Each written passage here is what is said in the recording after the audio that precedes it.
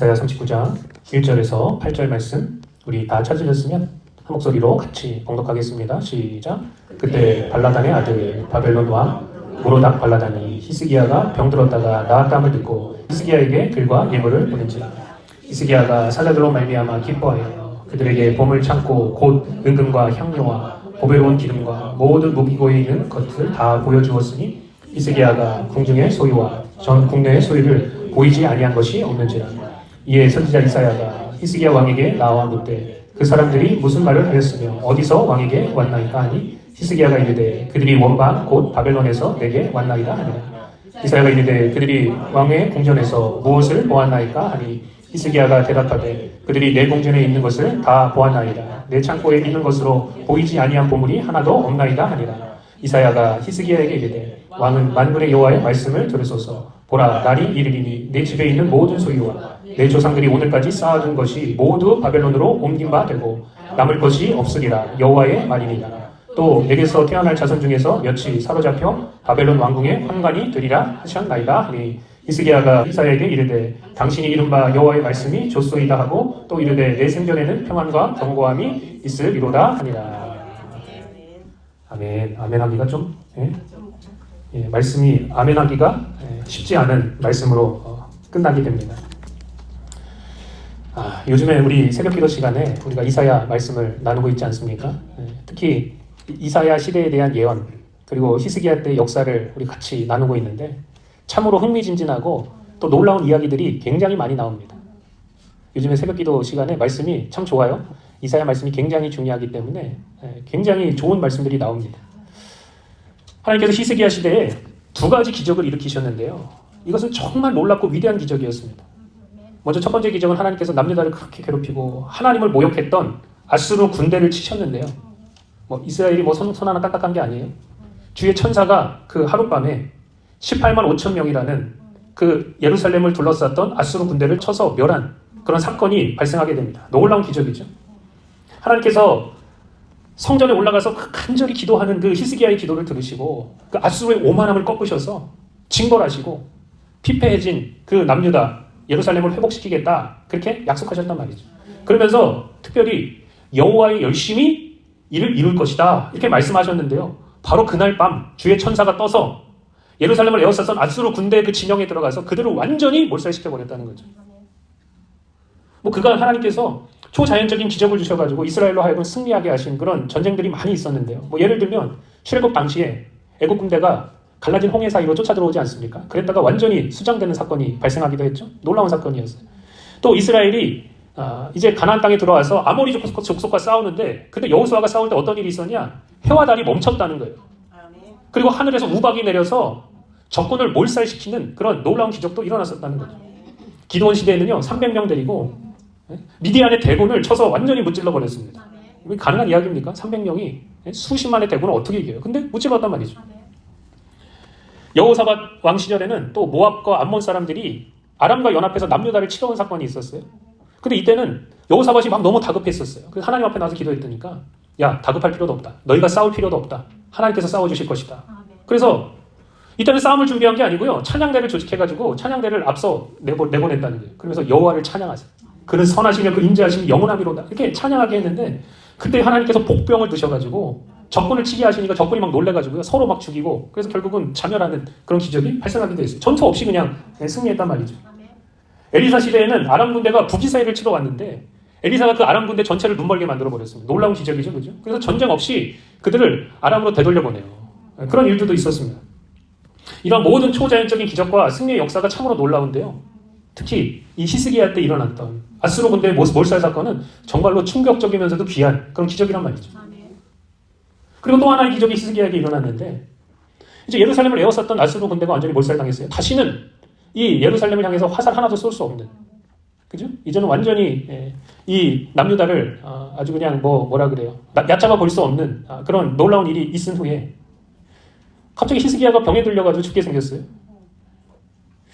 이게 일이 잘 풀리고 해결되나 싶더니 또 안 좋은 일이 있어요. 우리 삶에 보면 어려움이 있다가도 또 좋은 일이 있고 또 잘 풀리다가도 때로는 어려움에 빠질 때가 있습니다. 그게 인생이에요.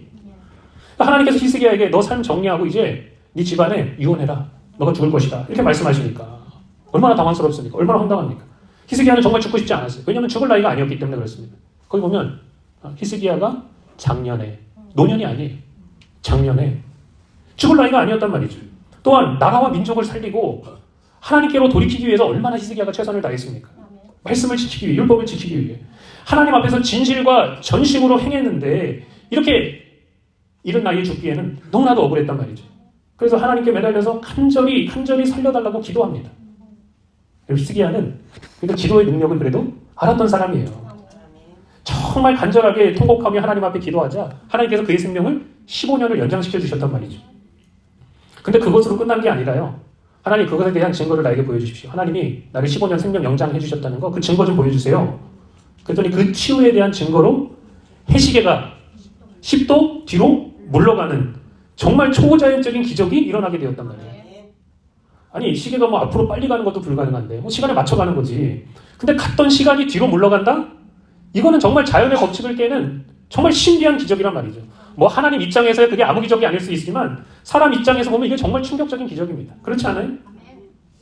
아까 전에도 언급했는데 여호수아 시대에 이스라엘이 아모리 사람과 전쟁을 했는데 그때 해와 달이 멈춘 적이 있습니다. 근데 여기서는 해와 달이 멈춘 정도가 아니라 뒤로 빽했다 이렇게 이야기하고 있는 거예요. 이건 여러분 아수르 군대가 18만 5천 명이 그냥 그 자리에서 몰상당한 것과는 비교가 되지 않을 만큼 더 충격적인 기적이란 말이죠.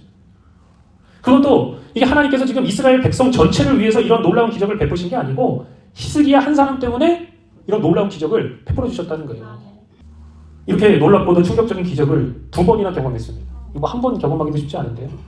2번이나 이 놀라운 기적을 경험하고 병에서 놓여가지고 회복되니까 히스기야가 얼마나 기뻤겠습니까? 이게 뭐 발을 땅에 딛고 살아가긴 하지만 날아다니는 삶을 살았을 거예요. 그죠? 막 붕붕 뜨는 기분이 너무나도 좋고 하나님이 어떻게 이렇게 사랑하실 수 있고 하나님이 어떻게 이렇게 사람을 위하실 수 있을까? 히스기야가 기분이 너무나도 업됐다는 거예요. 와, 이게 도대체 뭔가? 그런데 여러분 히스기야가 더 흥분하고 그 기분이 정말 하늘을 찌를 만한 그런 일이 발생하게 되는데 그게 뭐냐? 오늘 본문에 나오는데 바벨론이라는 먼 나라에서 소식을 듣고 사신을 보내서 하나님께서 이런 기적을 베풀어 주셨다고요. 히스기야가 이렇게 병고침을 얻었다고요? 그것을 축하하면서 선물을 가져온 거예요. 자, 오늘 본 말씀 1절을 보십시오. 그때 발라단의 아들 바벨론 왕 무로닥 발라단이 히스기야가 병들었다가 나았다함을 듣고 히스기야에게 뭐예요? 글과 예물을 보낸지라. 여러분 생각해보세요. 남유다는 힘이 약해가지고 늘 조공을 바치던 나라였습니다. 그런데 얼마 전까지만 해도 아수르에 의해서 나라가 초토화되고 이거 뭐 중내산에 쫄딱 망할 그런 걱정을 하던 나라가 갑자기 뭐예요? 먼 나라에서까지 찾아와서 머리를 조아리고 조공을 바치니 선물을 바치니 사람이 어떻겠어요? 야, 아수르 18만 5천의 군대가 완전히 몰살당하고 또 뭐예요? 병이 치유받고 해시계가 10도 뒤로 물러가고 그런데 먼 나라에서까지 축하하면서 사절단을 보내고 조공을 와서 바치니 사람이 기고만장해질 수밖에 없는 거죠. 우쭐한 마음, 뽐내는 마음, 교만이 히스기야를 덮쳤단 말이에요. 자기도 모르는 사이에 마음이 흐트러지는 거예요. 그래서 실수를 하게 됩니다. 자, 2절을 보세요. 어떤 실수를 했냐. 히스기야가 사자들로 말미암아 기뻐하여 그들에게 보물 창고 곧 은금과 향료와 보배로운 기름과 모든 무기고에 있는 것을 다 보여주었으니 자, 그래서 히스기야가 궁중의 소유와 전 국내의 소유를 보이지 아니한 것이 없는지라. 자랑하고 떠벌리고 싶은 마음이 든 거예요. 여러분 사람이 잘 나갈 때 조심해야 되고요. 띄워줄 때 우쭐한 마음을 버려야 되는데 이게 참 쉽지 않습니다. 많은 사람들이요. 나는 교만과 상관없어. 이렇게 생각하는 사람들이 많아요. 사실 히스기야도 스스로 생각했을 때 나는 교만과 상관없는 사람이야. 하나님 나를 이렇게 살려주셨어. 하나님 나와 함께 하셔. 나는 겸손한 사람이야. 이렇게 생각했을 거예요. 근데 상황이 히스기야를 가만히 내버려두지 않습니다. 막 붕붕 띄우는 거예요. 주변에서 막 비행기를 태우고 전세기를 태우고 결국은 교만과 우쭐한 마음이 역사하기 시작해서 자기를 더 잘나 보이게 하려고 뽐내 보이려고 해서는 안 될 짓을 벌이게 되었단 말이죠.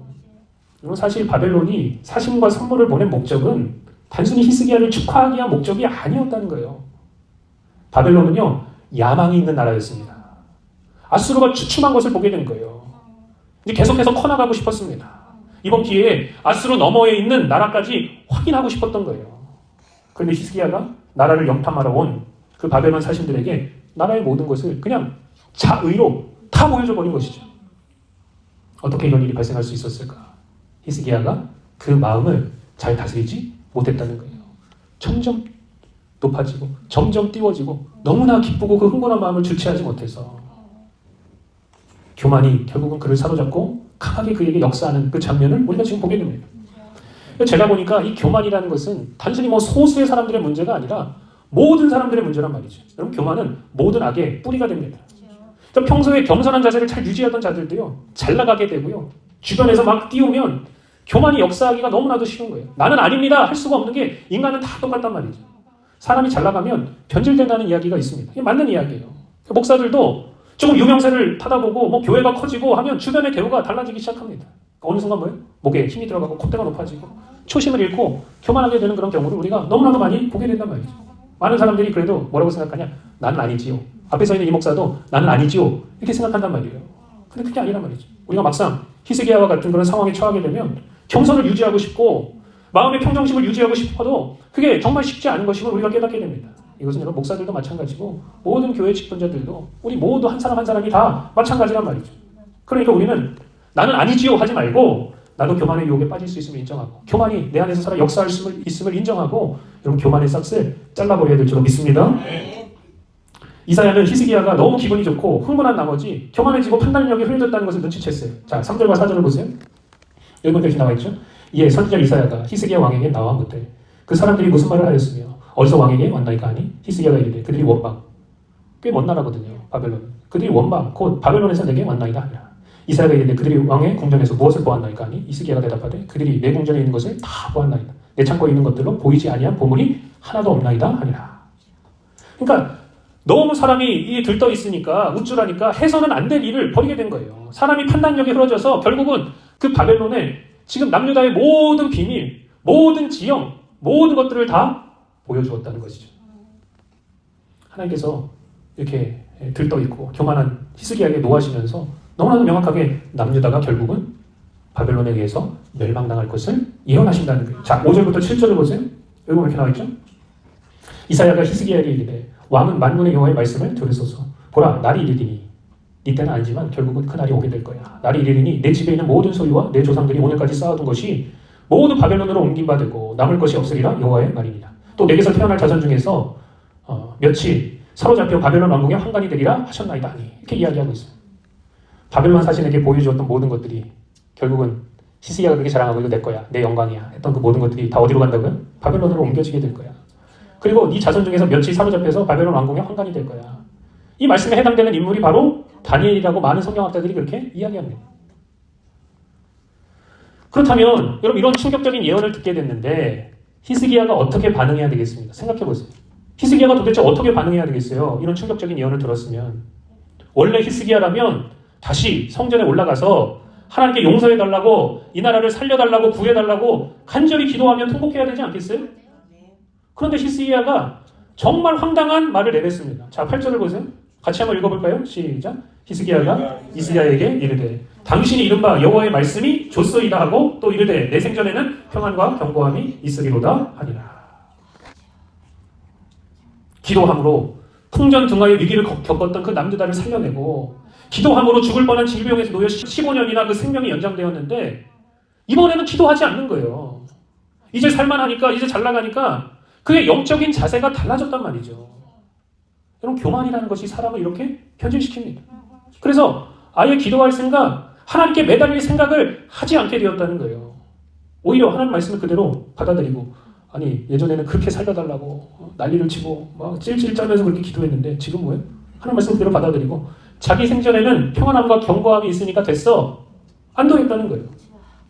나라와 민족을 위해서 자기 자신을 위해서 그렇게 간절히 기도했던 히스기야가 사라졌습니다. 나만 아니면 돼. 내가 사는 시대만 아니면 돼.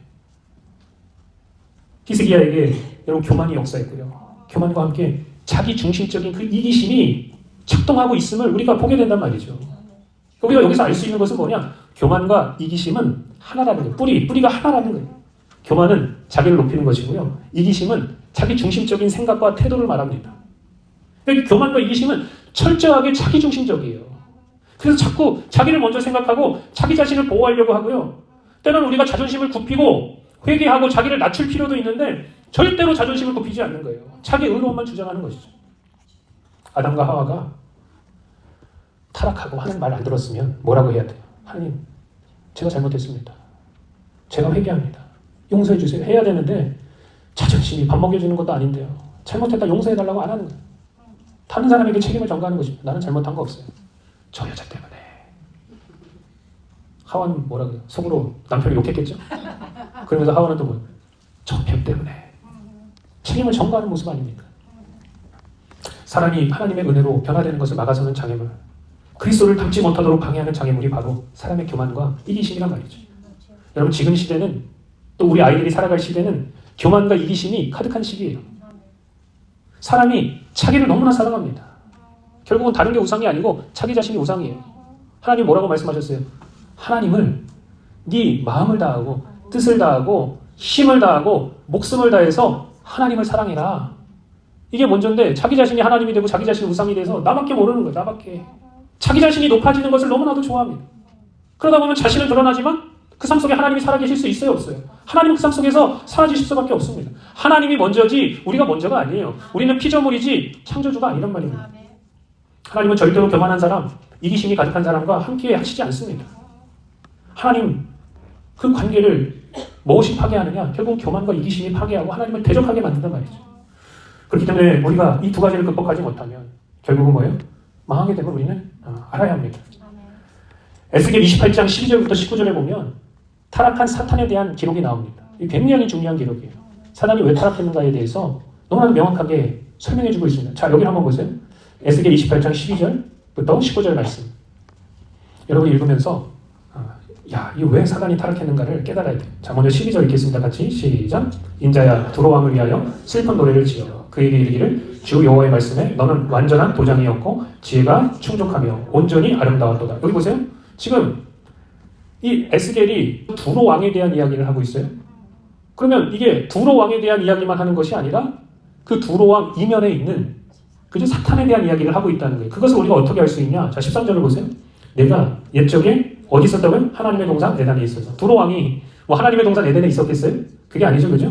그러니까 이게 단순히 피지컬한 이 땅의 아주 위대한 왕을 얘기하는 게 아니고 그 이면에 있는 이 땅의 공중권세 잡은 자 사단에 대한 이야기를 하고 있구나 라는 것을 알 수 있어요. 자, 다시 한번 13절을 보세요. 내가 옛적에 하나님의 동산 에덴에 있어서 각종 보석, 곧 홍보석과 황보석과 금강석과 황옥과 홍만호와 창옥과 청보석과 남보석과 홍옥과 황금으로 단장하였으며 아름다운 보화로 보석으로 단장하고 있던 존재였다는 거예요. 그 다음에 여기 보니까 내가 지음을 받던 날에 너를 위하여 소고와 비파가 준비되었도다. 이 말은 이 존재를 찬양하기 위해서 소고와 비파가 준비되었다 그렇게 해석할 수도 있지만 이 사단이 원래 소고와 비파를 가지고 하나님을 찬양하던 천사의 장이었다 이렇게 해석할 수도 있단 말이죠. 자, 보세요. 14절. 너는 기름 부음을 받고 지키는 그룹이며 천사들 가운데 가장 높은 천사 중 하나가 뭐예요? 그룹천사라는 그룹천사. 바로 하나님 옆에서 하나님을 찬양하며 지키던 그 그룹이라는 거예요. 내가 너를 세우며 내가 하나님의 성산에 있어서 불타는 돌들 사이에 왕래하였도다. 너무나도 명확하게 이게 두로 왕에 대한 이야기가 아니고 두로 왕에 대한 이야기를 하면서 사단에 대한 이야기를 하고 있다는 거예요. 자, 계속해서 보세요. 15절. 그런 네가 왜 이런 문제에 빠지게 되었냐? 왜 타락했느냐? 네가 지음을 받던 날로부터 내 모든 길에 완전하더니 마침내 내게서 불의가 드러났도다. 내 무역이 많음으로 내 가운데에 강포가 가득하여 내가 범죄하였도다. 너 지키는 그룹아, 그러므로 내가 너를 더럽게 여겨 하나님의 산에서 쫓아냈고 불타는 돌들 사이에서 멸하였도다. 자, 17절을 보세요. 굉장히 중요한 메시지입니다. 네가 아름다움으로 마음이 교만하였으며 내가 영화로움으로 내 지혜를 더럽혔으며 내가 너를 땅에 던져 왕들 앞에 두어 그들의 구경거리가 되게 하였도다. 내가 죄악이 많고 무역이 불의함으로 내 모든 성소를 더럽히며 내가 내 가운데서 불을 내어 너를 살게 하고 너를 보고 있는 모든 자 앞에서 너를 땅 위에 죄가 되게 하였도다. 만민 중에 너를 아는 자가 너로 말미암아 다 놀랄 것이며 내가 공포의 대상이 되고 내가 영원히 다시 잊지 못하리로다 하셨다. 그러니까 지금 두로에 대한 이야기를 하면서 동시에 뭐예요? 사탄에 대한 이야기를 지금 하고 있는 장면을 우리가 보게 됩니다.